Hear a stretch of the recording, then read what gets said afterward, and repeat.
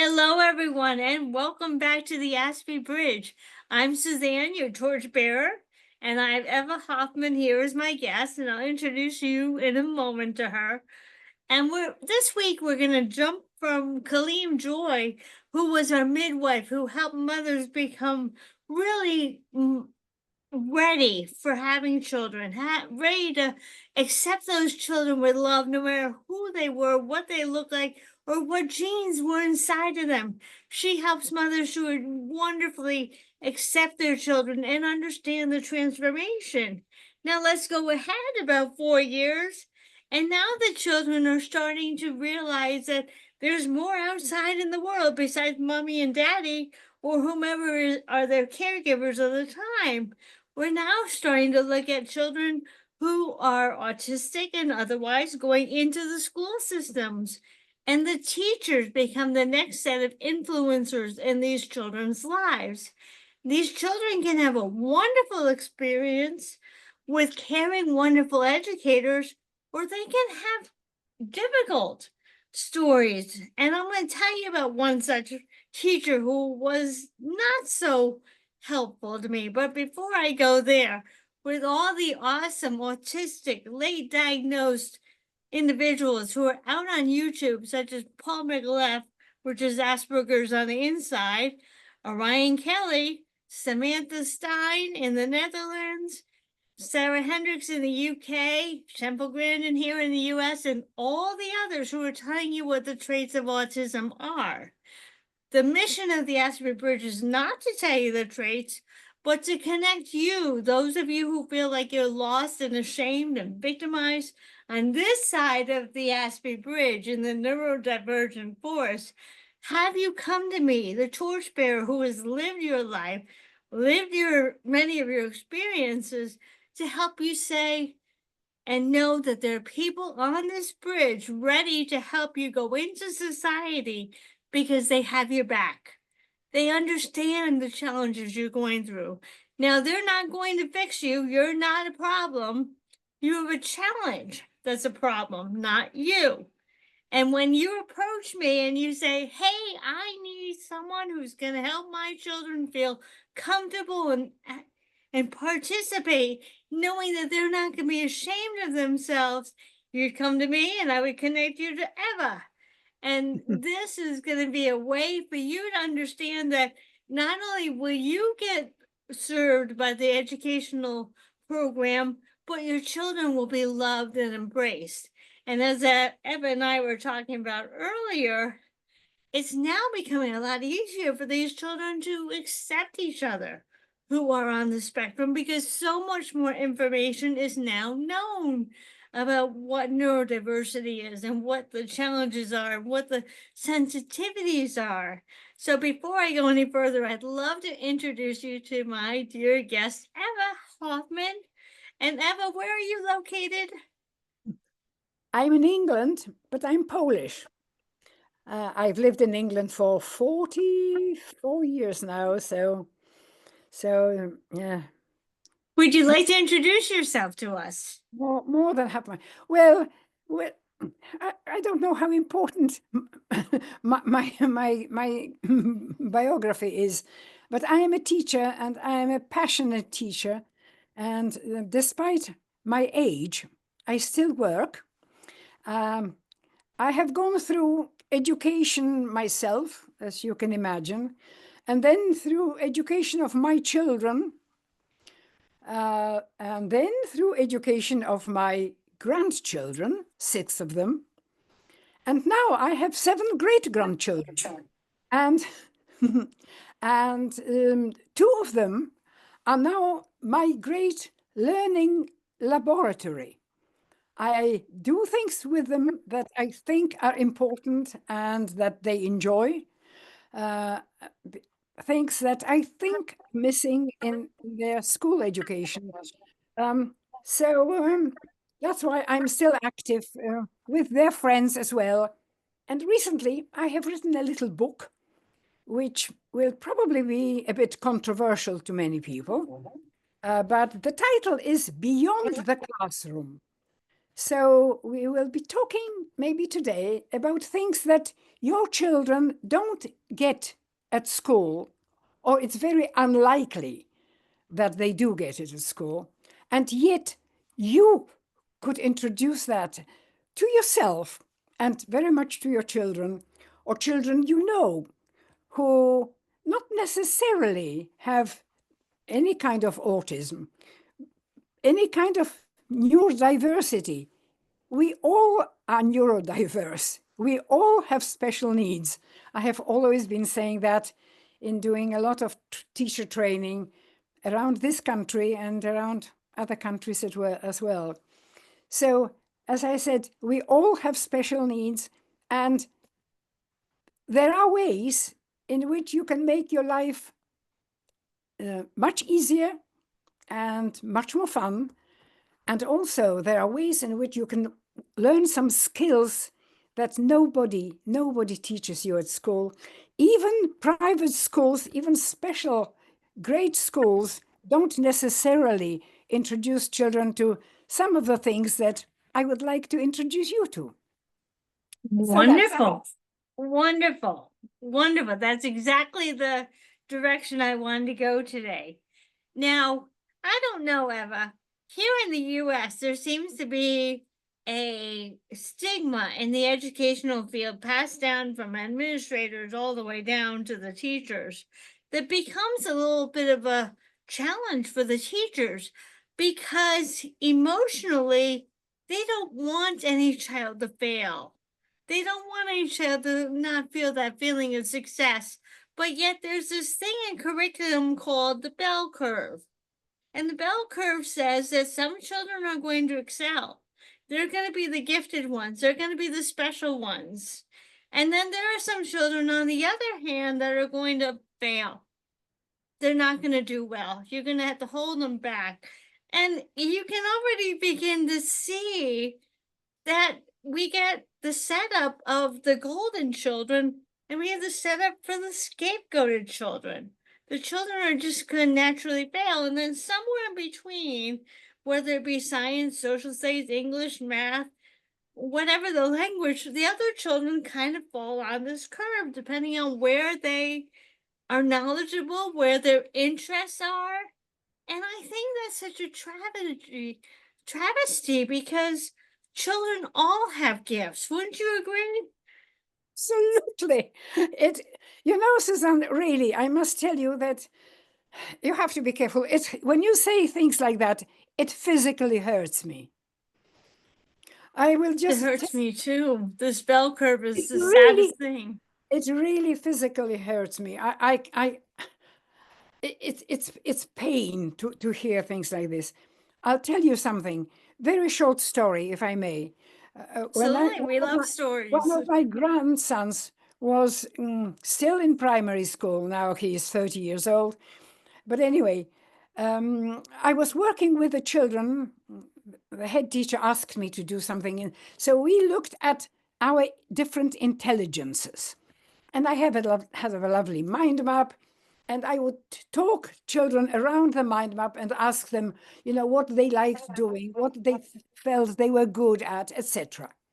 And then I asked them to circle what they feel they like doing and what they think they are good at.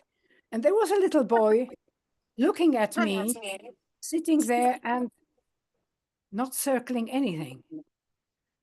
So I came up to him and I said, "Is that not interesting?" He said, "No." So I said, "But you haven't circled anything that you like doing." And he said, "I am crap at everything."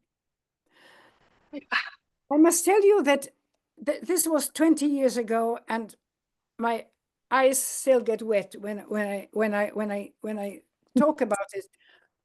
I stopped everything, everybody, and I focused on the little. I said, "Well, maybe there is something at home that you liked."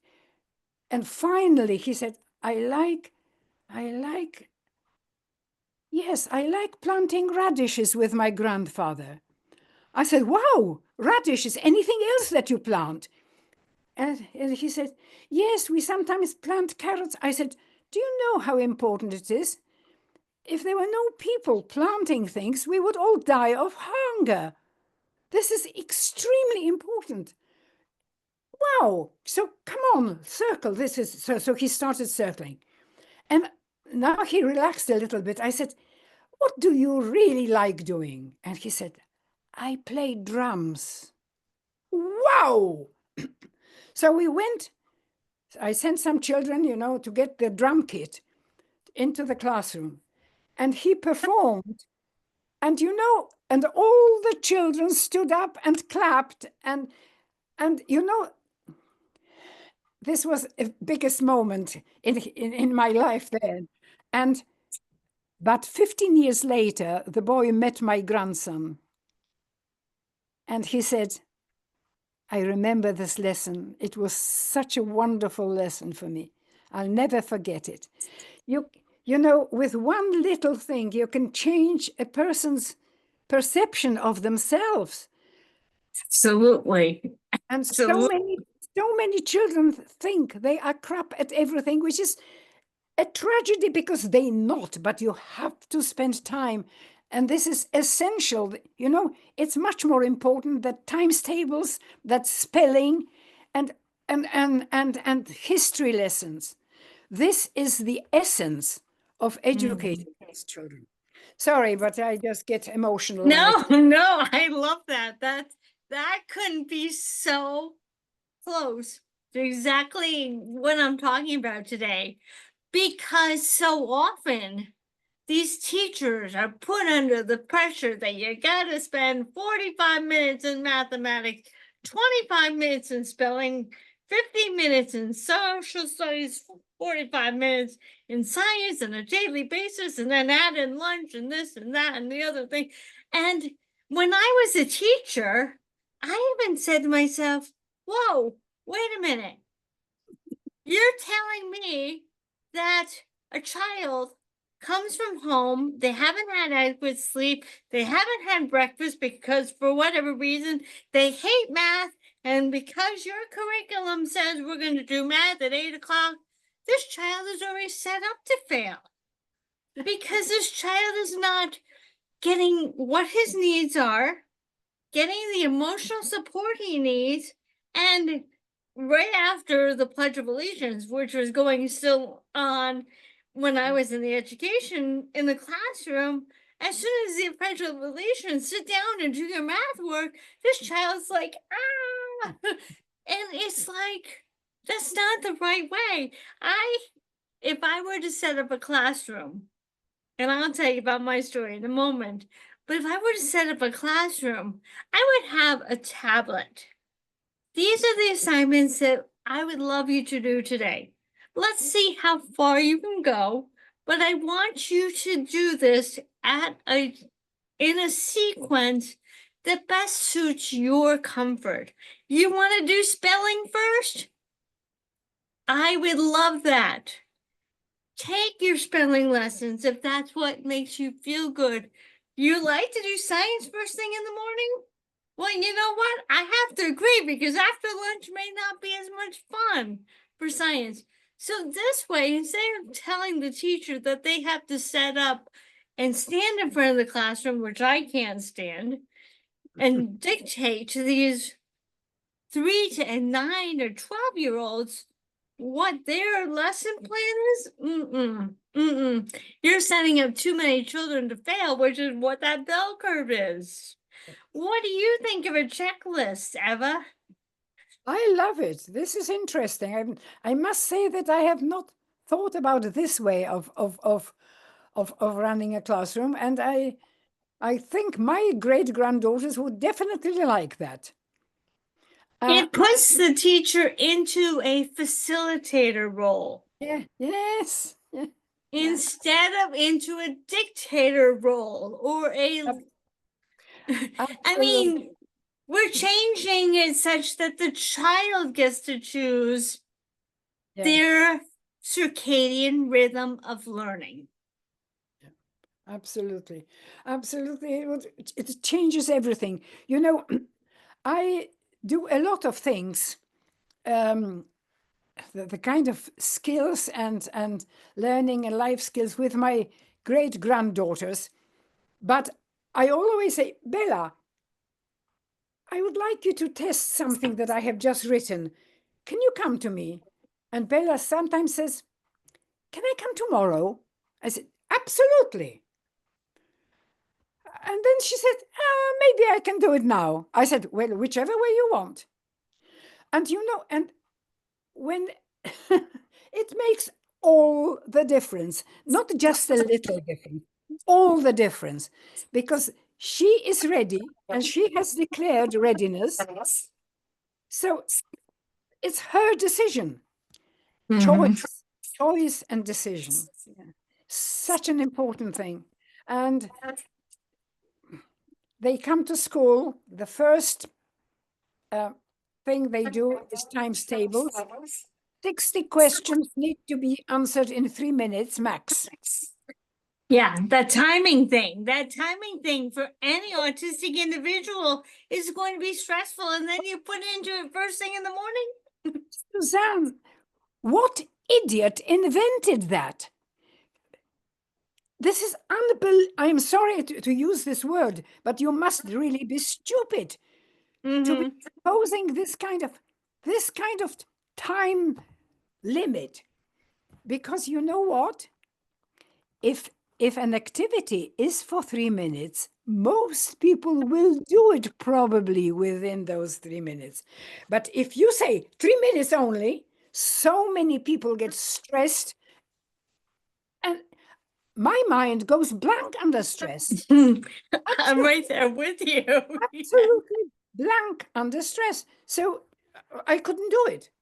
No. My Bella does it well. I don't know how she does it, but clearly she has enough, leaning onto the left brain that she does it. But I don't know how other children manage that, because I wouldn't. I simply couldn't. Speed tests and speed. I mean, that for some reason I'm thinking, and I experience this right now, there are teachers that want to be leaders. And I even find that in the corporate world, in a grocery store. I work in a grocery store when I'm not doing my podcast and my coaching, and I'm what they call a personal shopper, which means that I go and pick up other people's orders from one end of the store to the other. And for some reason, they think that there should be a speed associated with that. There should be a time that I'm supposed to report back to the little room where we work out of to say I'm done with this order. And that doesn't take into account that they say, oh, and if the item's not on the shelf and this and that and the other thing, I'm like, that's what children go through. Well, gee, I need my math book, or I need to go get something out of my backpack, or I need to go to the bathroom. Well, now we've just thrown off the whole metrics. Or you have a child that sadly may wet their pants because they're under this time period stress. That is not a way to have an education. No, absolutely not.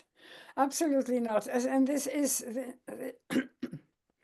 this is why people at the age of 40 sometimes still think that they are dumb, that they are stupid, because they couldn't do an idiotic test that somebody invented for, he must have dreamed about it. Now we're going to give people 3 minutes for this, not 4 minutes, not 5 minutes, 3 minutes. Never mind. Okay, we can. No, you're so right though, Eva. You're so right. And I really am glad that we're hitting home with this fact that we want our children to be successful, not stressed. There's plenty of time in their life to be stressed. Whether or not they get 5 answers right on the math test or 25 doesn't tell you that the child knows all the answers or not. It says that they get panicked over the issue of time. Yeah. That's all it tells me. And I can tell you the standardized tests. You remember those standardized tests that they would send you home with? Oh my gosh. My girls would come home with their standardized tests. I'd look and see how they're doing themselves. This is the next big topic I want to get into. And this is part of that bell curve I was talking about. I never looked at the way my daughters compared to other students in their class. And that's what this standardized test does. It's not a test for these children. It's a test to find out if the teacher has done her job right. And what the teacher needs to teach more of because it hasn't been learned. Yes, That's what yes. before. Yeah, no, exactly. So I would say to the girls, oh, okay, let's spend some more time reading for my older daughter. For my younger daughter, she wasn't as much of a writer. Okay, let's do some more fun writing activities.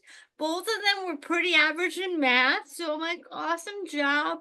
I mean, I went home, and then as soon as we went over some of the fun stuff, and I really made it a point to say to them, I really think you guys did great, but now I'm going to throw these tests away. What? Why, Mom? I said, because they're not a true indicator of how well you really did. I know you're smart. These tests are not telling me how smart you are. They're telling me how smart the teacher is. And how silly, probably, somebody who very often, not always, who designed the test. Because the tests are designed to confuse you. Mm-hmm. Why on earth would that be the educational purpose of a test? I will never understand. Why confuse people? And you can teach a monkey to pass a test. You almost, now maybe I'm exaggerating a little bit only, but I have taught a couple of times in my life, I have to say, somebody who was not really ready to pass this test. I just showed them what to look for, what to avoid. Never mind. Suzanne, I have a request. Yes, of course. Could I read to the people who have joined us my 10 points of educational aspects? I have just This is written the perfect time. Yeah, by all means, I would love you to do that. a little book, and the title is Beyond the Classroom. That means it's not what we teach in classrooms for whatever reason. And the subtitle is Nurturing Young Children's Skills for Life and Learning. Mm-hmm. Not only for young children's life and learning, but something that parents can do with children. And there are 10 little things that to start with, because obviously there is much more that I think we could introduce children to. But here are my 10 points. Letting go of feeling stressed. We think that, breathe deeply and breathe. Not quite. Not quite. There are different ways of breathing, as we know. And you can teach somebody who is 7, I have done that, how to breathe so that your heartbeat slows down and that your blood pressure also goes down very quickly. But there is a technique, there are many different techniques of breathing, but things that I teach young children, and not only young children, I first had to teach myself. And let me say before you go too far, and if you don't mind, I'm going to break in and bring it into Please do. That's the exact coping skill that I help myself when I'm in that uptight. The breathing to get my heartbeat down, to be able to breathe easier. That's what all of us as neurodiverse need to recognize. Just breathe. In fact, I even have a sign in my room that says, just breathe. Yes, breathe. Go ahead. Number 2. Appreciating the power of words. Mm-hmm. You know, what does the word abracadabra mean? Do you know what it means? I know it's part of magic. I used to know, but I I haven't know. remembered. In Aramaic, this was the language Jesus spoke, and Old Hebrew, it means I create what I speak. Definitely, that's perfect for this. It's what, yeah.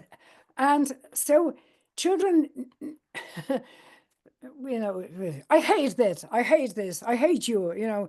They tend to use words, we all do, without actually thinking of the impact those words have on ourselves and on others. So how we speak to talk to ourselves and how we talk to others. Discovering why and how you learn.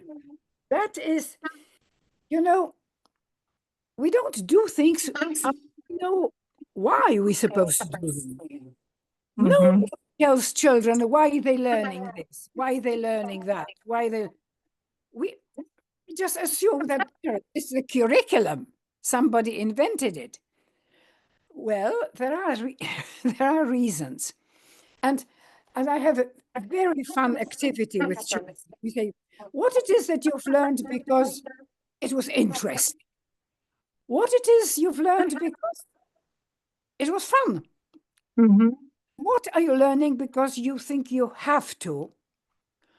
And what have you learned because it's useful?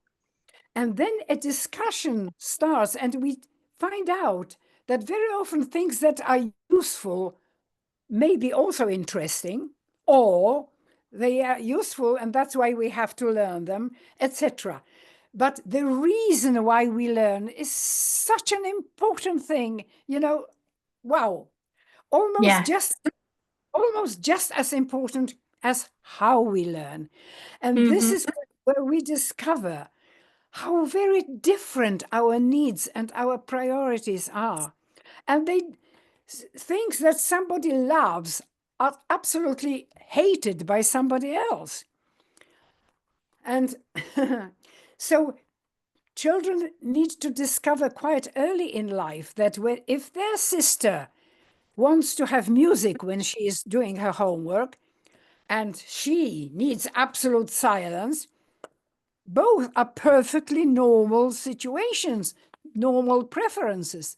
It just, you know, it not only shows them become, you know, they become aware of their learning needs, but it Mm-hmm. also teaches everybody tolerance. You know, don't shout in the presence of this person because this is how this person responds. If you speak very loud, it may stress somebody out. You know, so many different varieties. And we look at, I think, about 15 or more, I can't remember, different preferences.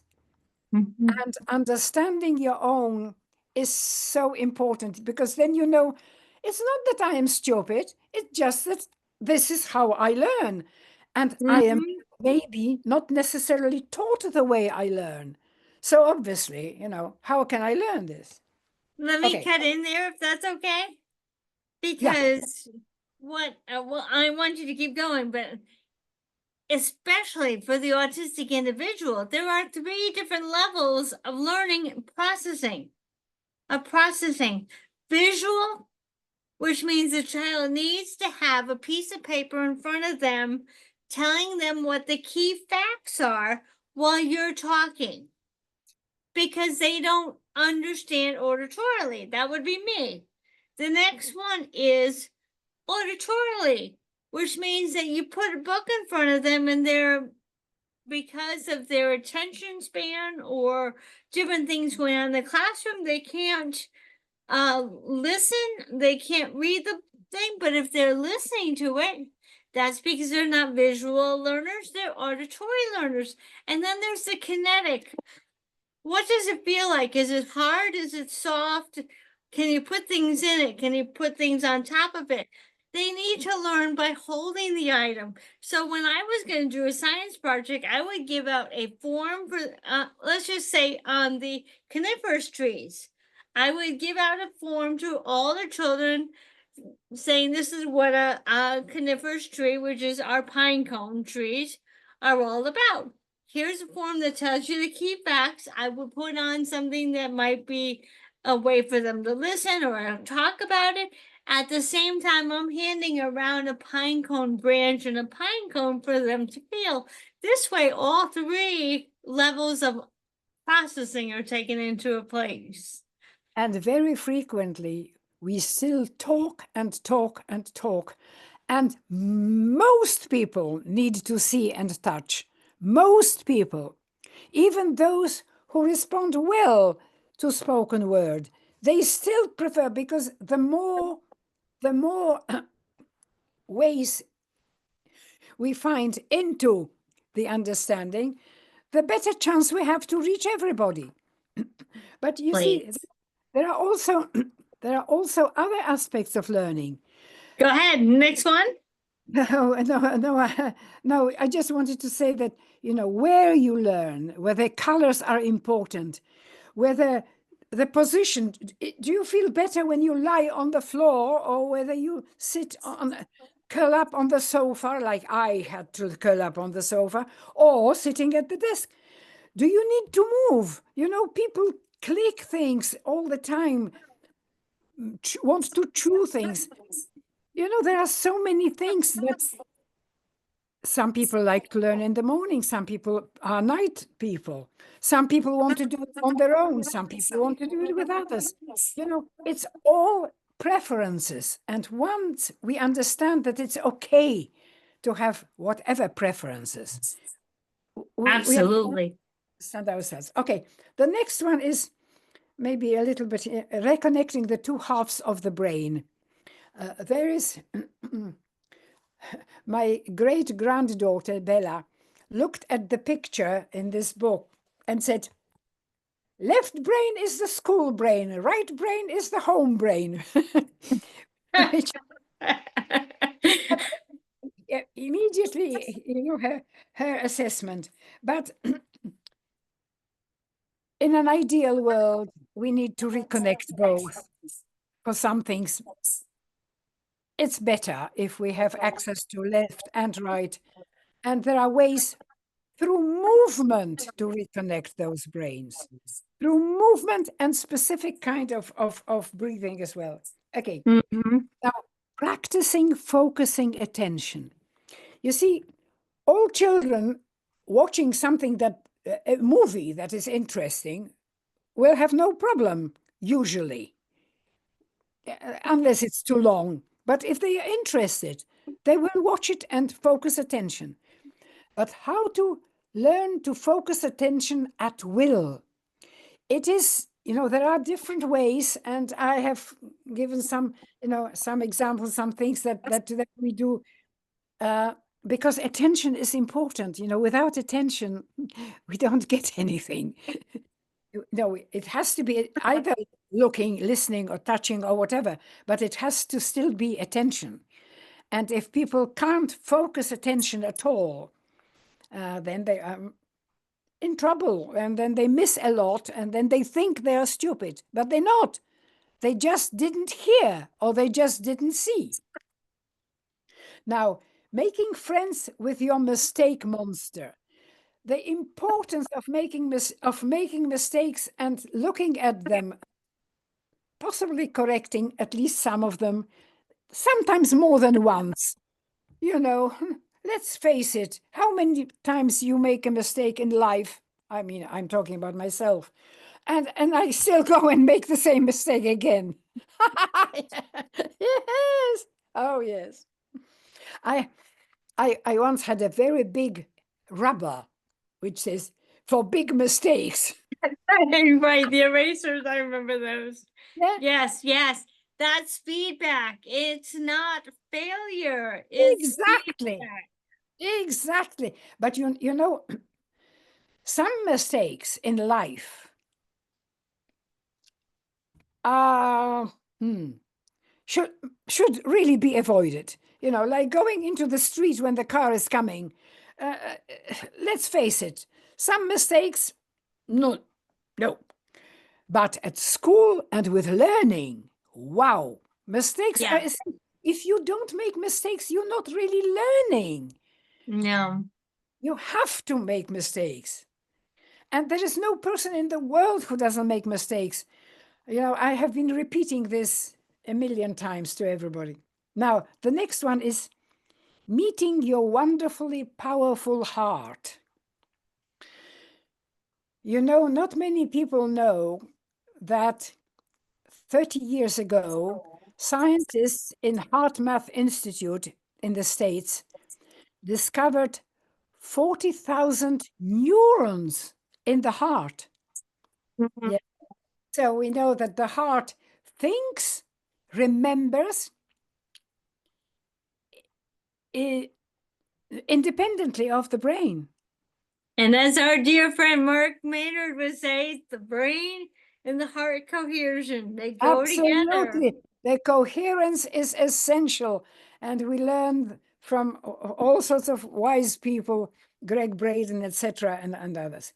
Now, one of my little obsessions, practicing gratitude, Oh, yes. but not just once. Every day I ask my great granddaughter, what are you grateful for today? And they are sweet and they say, for you. I say, well, Oh, I am grateful for you too. But apart from that, what else are you grateful for?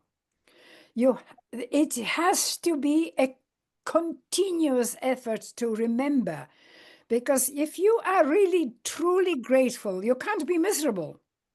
no, exactly. You It's know, hard this to do both at the same time. You can't be is miserable. essence of well-being, isn't it? Okay, just two more. Thinking outside the box. Of You see, course. you see, in in tests, as we know, there is an answer. There is one answer to the question, one correct answer. And as Ken Robinson, my favorite educator, says, there is an answer at the back of the book, but don't look because that is cheating. So, anyway, uh, in life, we have many answers to questions. And teaching people to think of a variety of possible answers. I teach children lateral thinking. This is such fun. I mean, we play. These are all games. Everything in this book is a game. Yes. I But remember that book. You showed us a couple of pages of that book. That's yeah, fun. it is. And the last one, remembering that you are unique. Mm-hmm. Nobody in the world has ever been exactly like you or ever will be like you. But, you know, when we tell people this, usually it's, okay. But in this little book, I show people that it is true. They Yes. do games as well, two different games, and some other things. Show you are unique, and this is precious. Anything that is unique is precious, and you are precious, and so is everybody else. Yes. I absolutely stress that you are special, you are unique, and so is everybody else. So that is my little book. Okay, thank you. I Thank think that's awesome because those are the 10 really essential parts of education, and helping the children understand each and every one of them really is more of a well-rounded education than a full curriculum. I mean, just as you were saying earlier, it's like, yeah, it's nice to know what a Yes. pine tree looks like versus an oak tree. But in the end, is that really going to make a difference in whether or not they go into the only part I would say, let's just change that slightly and say, if they know the difference, they'll know whether or not they want to be an arborist or be a gardener, like the little boy you were telling me about earlier. Maybe they don't want to work with trees. Maybe they'd rather work with the soil. So from that standpoint, that's where that information is helpful. Gee, I love to hug trees. You I might do love being too. an arborist. I love planting fruits and vegetables. You might enjoy looking into gardening. I think, and this is one thing, I was going to tell you a story about a teacher who looked at me with glasses and thought she understood me when I was in third grade. And I'm like, sitting in front of the classroom wherever I'm on spectacle, that doesn't make me feel special. That makes me feel Weird. pointed out, singled out. The idea is not to let your students feel like they're different in the sense of bad, Yeah. different in the way of special. Yeah. This person has a special gift for this. This person has a special gift here. That's okay. I had a third grade teacher who didn't understand that concept. This is way back in the 70s. We're going to put a loving grace on her because hopefully she learned the difference. But let's just go to a little different situation. Let's look at children as they grow up a little bit higher. Do you know, Eva, there's a large number of parents that still believe that it's better for their children to sit in lectures in the high school classroom all day than to try out a technical program in a high school program within their school system? I had my daughters, they loved the idea that they could try out a career in their technical high school. One went to medical pathways and got exposure to being in the hospitals. Guess what she is right now? She's an ICU nurse. Well, Another one got to be in culinary. They would put on all different meals, and at the end of their senior year, they put together a whole restaurant in the special dining room. Guess what she is today? She's a dietitian. So wow. tell me, is it more important that your child gets into Harvard or they start to take activities and programs that meet their interests? We're talking exactly with what you were talking about when the kids are little. Let's look at these technical high schools. Even if you have to bus your kids over to another part of a state for a special program, let's look at these kids. 8 hours just to get into Harvard, is that worth it? 8 hours so that you can say that your child has a Brown University or I have a hard time with that. With parents who say, no, my kids have to get into the top Ivy League school, whereas I'll tell you, my girls are happier. Well, do we want our children to be happy, or do we want our children to be miserable but to achieve what we want them to achieve? Exactly. Yes. Now, when you were talking about thinking out of the box, Yeah. have you ever said, and this is the way my brain works as an autistic individual, and maybe more of my listeners feel the same way. When I go into work, I'm constantly thinking, how could I make this piece of machinery better? How could I make it more effective? How could I? That's where your inventors come from. They're looking at what is in this world, and we call that in our organization synthetic imagination. Now, if it's never created, that's what they call initial creativity. But synthetic imagination is taking an item and fixing it, tweaking it so it can become more effective. And I love that. I mean, how many kids, if you were to give them a set of dominoes, not dominoes, excuse me, Legos. Okay, build a piece of transportation. Or are you going to put them down in front of the science book and say, how many different forms of transportation can you find in this book? Yeah. I mean, you talk about fun. I mean, I'd rather put the kids in front of Legos or put Legos on their desk and say, I would love to see your best piece of, well, even the word best. Be careful of the word Yeah, best. yes, yes, because that could be stressful. It could be stressful. Create a brand new form of transportation and look at what they can provide. They can. It's amazing. You know, Ken Robinson, my greatest educational guru, uh, mm, used to say that schools kill creativity. Um, some people manage to somehow defend themselves, but a fantastic majority of people lose their creativity as something unimportant in education, Mm-hmm.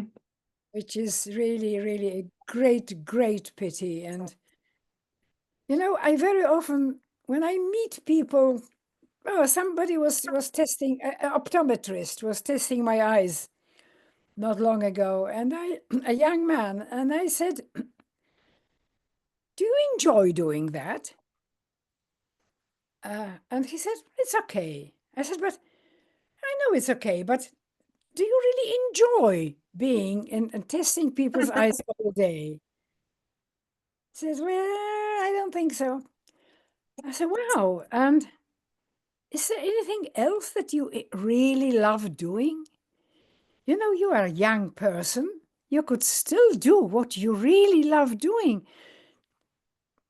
You know, I think I said something like wait, don't wake up at the age of 44 and decide that this is not what you really want to do.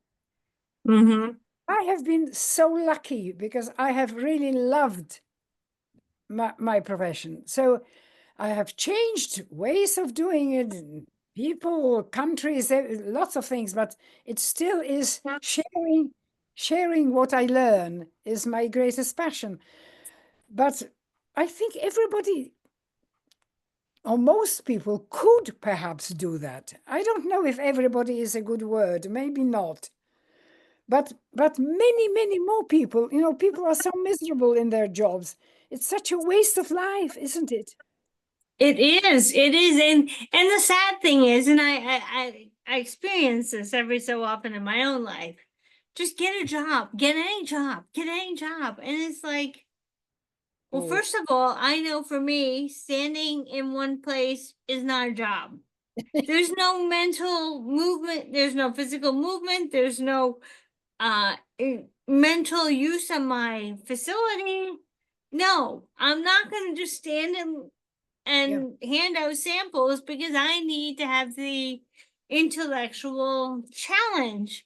And And see, it's like you have to know who you are, know yourself. yes, Don't take a job just because the dollar amount is higher. And so often, even some of us still get into that parent versus personal needs. And it's like, no, you need to go and do this, put your dreams aside. exact. Wait a Yes. minute. Sometimes there is a need to do something for a certain period of time while you are preparing for something else. But it is the danger is that you may not notice the moment when you have to switch, where because it becomes comfortable, familiar, easy, and sometimes you know people tend to fall for that. Uh, uh, I don't think you know maybe this is not what everybody needs, but I would like to see all my children and grandchildren doing what they love doing. Yes. And One and last question for you, Eva. How can we help teachers and parents understand that just because two children are siblings, whether they're in the same grade because they're twins, maybe they're in the same grade but different classrooms, or the same school. How can we help teachers and parents understand that each child should not be compared, because we know all too often, well, when your brother was here, he was a talker.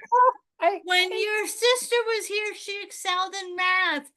Why can't you do, or why are you better? And it's like the competition that gets set up by teachers and by families is probably the most damaging that we can do to every single child that walks on our earth, is comparing them to their sisters and brothers. Absolutely horrendous mistake. Horrendous.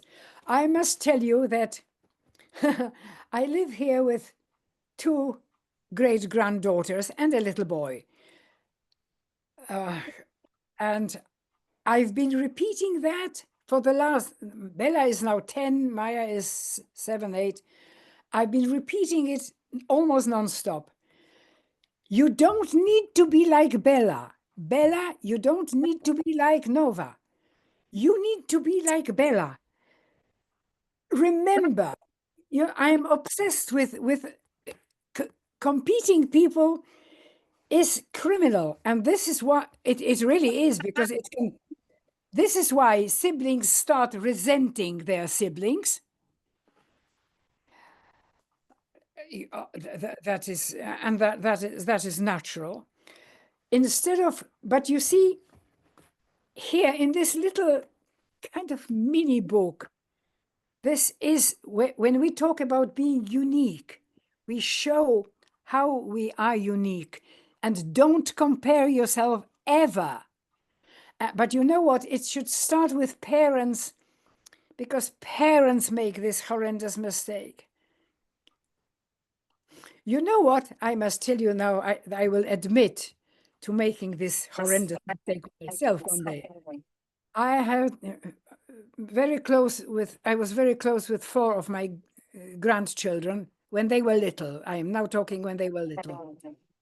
And Nikki, my granddaughter, was playing the cello, and she was trampolining and skating and schooling and everything.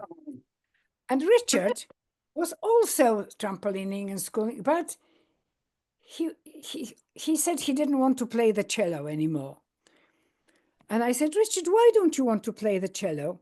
He said, because I don't have time. And this wonderful grandmother who's been teaching people about not comparing children says, oh, Richard, but Nikki has time for cello and for trampolining. And Richard looked at me with his big eyes and said, yes, Nikki is Nikki and I am Richard. I had taught them earlier well enough so that he would contradict me and catch me making this horrendous mistake, which I don't think I've ever made, not before, not again.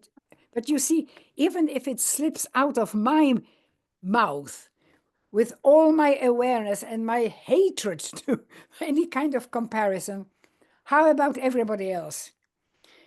We just need to press this into parents, because that's where it begins. Yes. Look at your children. They are so different. They are so incredibly different. My daughter had 4 children, and honestly, they could be from different mothers and fathers, psychologically and emotionally and in every other way. Maybe not physically, but this. So comparing people makes absolutely no sense. And I stress this everywhere, and definitely in this little book, which I hope to make this book as an ebook, and I probably I will want to make it free, because I would like people to, as many people as possible to get it. Maybe this will be my mini contribution to a better world, I hope. A legacy, Eva. Your legacy. It will be your legacy to the next. Do you think that there's a difference between competition and favoritism within the family and the school system? There- you know, probably in a way, there is just one thing, because favoritism is is maybe more emotional, Mm-hmm. I I have think. to agree with that. I have to agree. You know, we like some people more than we like others. And this is something that is natural. And when I was a teacher at the university, and 1 year only in secondary school, it just happened that I went. But obviously, there were people I liked more than others. But do you know what to do when you don't particularly like somebody? Get to know them. Excellent Really advice. get to know them. And I used to make this effort.